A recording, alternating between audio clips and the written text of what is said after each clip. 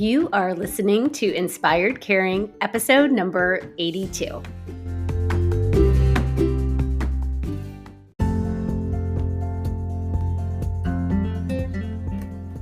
Hello, welcome to Inspired Caring. I'm your host, Michelle Magner.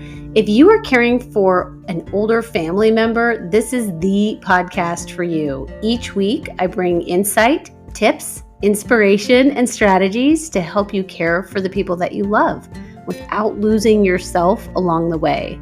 Having cared for both of my grandmothers, I've helped manage everything from hospital stays, households full of belongings, to navigating senior living and end-of-life care.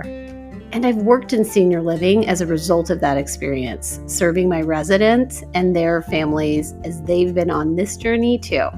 Thank you for joining me today, and I hope you enjoy this episode of Inspired Caring.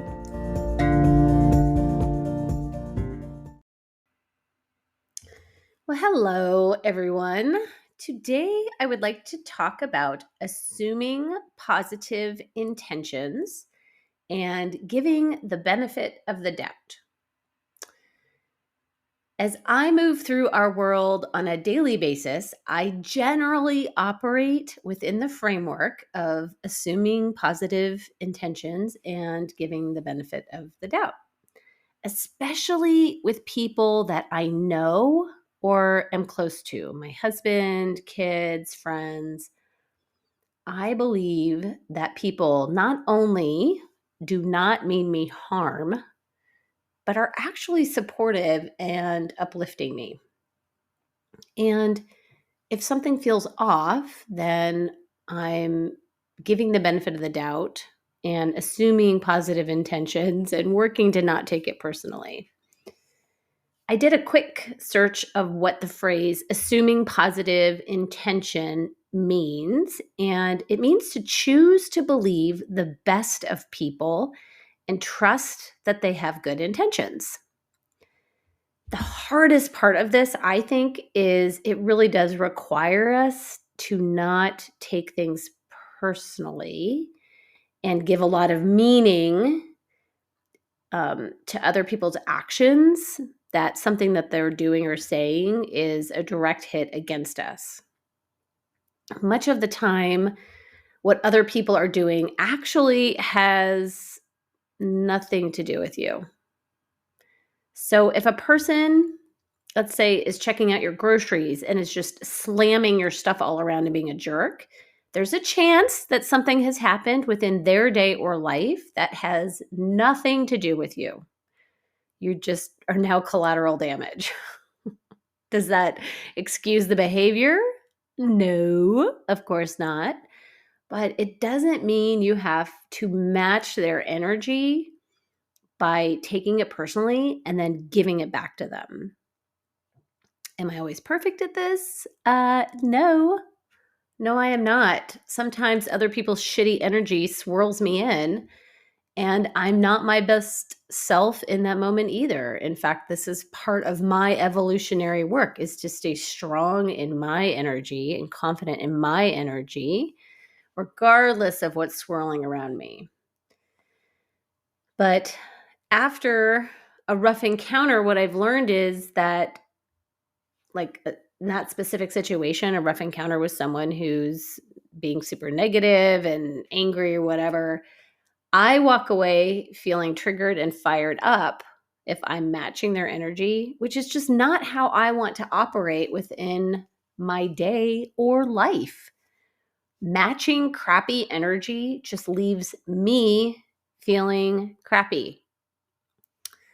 When I looked up benefit of the doubt, what the answer on the interwebs said is when you treat someone as if they are telling the truth, or if they have behaved properly, even though you are not sure that is the case. So that looks a little bit like they're doing the best they can with the information they have, with what's happening in their lives, and with the lenses with which they are looking through. So when you think about the driver that cuts you off, where there's clearly a merging, and that someone waits to the last second to squeeze in. If you take this personally, one, you are giving them a lot of credit for being aware of what they're doing. And two, potentially they have tried pulling into the lane 3 times and no one has let them in. Maybe they're late for a job interview or on their way to the hospital. Who knows? Giving them the benefit of the doubt. And have you ever had an experience, an occasion where you've been driving along and someone flips you off or honks at you or gestures at you in an angry way? You have no idea what you've done. I mean, wouldn't it be nice if someone had been giving you the benefit of the doubt? I mean, driving is such an easy, low-hanging fruit example of these things. Assuming positive intention, giving the benefit of the doubt. Some may say to me, look around, Michelle. People can't be trusted. They're screwing each other over all the time. Well, there's a lot of evidence around that our brains are collecting all the time to support our thoughts and our beliefs and our points of view. We love being right. Well, seek and ye shall find. Energy flows where focus goes. Your mind is continually searching for reinforcing evidence that you are right. And yes, there are a lot of terrible things out there that are happening. Unless you are using those things to fuel your desires to make the world a better place and solve problems, paying attention to all of the ways that humans are screwing over other humans just leaves you feeling like a mess. You're walking around carrying the weight of the world on your shoulders and lugging around a lot of negative energy. So if you're walking around daily with a general distrust of people, a chip on your shoulder, and are always ready for a fight or ready to defend your point of view at any given moment, these are the types of encounters that you will continually have. Look for it, you will find it. I was talking to a friend recently. We sat down in a restaurant, and it was the kind where you go in, you place your order, you sit down, and then they call you up to get your food. And after we had ordered and sat down, a line started forming at the door. And I told her, we noticed it. It was notable. And I said, that always happens to me. Our family always seems to get in line for things before the wait is super long. And then a huge line will form behind us. And she laughed and said that was not her life experience at all. But then she paused and you could just see the wheels turning. And she recalled 2 recent experiences where they were actually there in line right before everyone else had arrived. And you could see her think, maybe this actually does happen to me more than I realize in my life. What has come up for me several times over the years is feeling caught off guard that someone I felt I had a connection with and thought I knew turned out to be different than I had believed.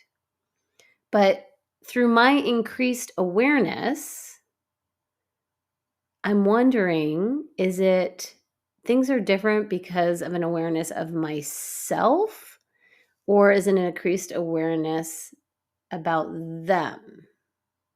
In other words, have I grown and evolved? And so this disconnect with who I thought they were, maybe I'm the one that's changed. Or maybe there is something that's happened with them. But we want to assume positive intention and give the benefit of the doubt.